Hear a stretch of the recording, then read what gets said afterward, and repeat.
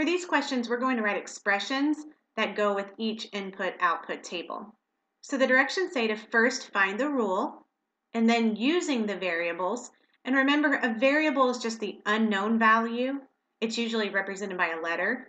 In this case, the letter is going to be I for input and O for output. And then we're going to write two expressions for each table. An expression is just a number sentence that includes variables. So let's look at some examples and figure out how we would do this. So for number one, the first thing we need to do is figure out the rule.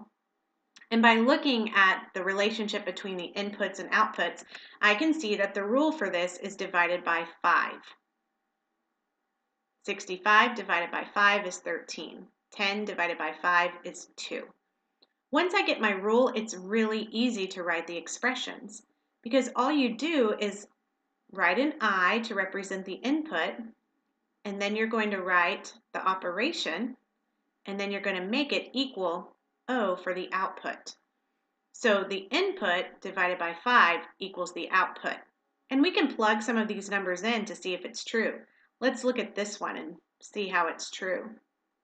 If I plug in the input, if I make that equal 15, if I divided it by 5, it would equal 3, which I see here is the output.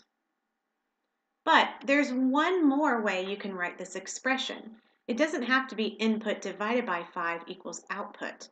It could be the opposite. So to write the opposite expression, you're going to start with the output. So if 15 divided by 5 equals 3, then the opposite is true as well. 3 times 5 equals 15. So for our other expression, we're going to use the opposite operation or the inverse operation and make another expression. So now we have output times 5 equals input. And we can plug that in to see that that's true as well. So for the output, I have a 3. So I'm going to plug the 3 in here and multiply it by 5. And 3 times 5 is 15. And if I look up here, I see that that's the input.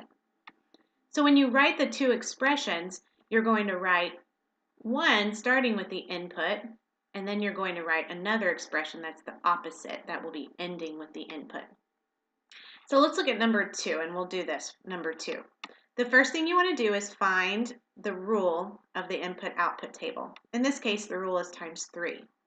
So when you write your expressions, you're going to start with input, and then you're going to multiply whatever the input is by 3, and that's going to equal the output. So that's your expression. But remember, you can also have an opposite expression.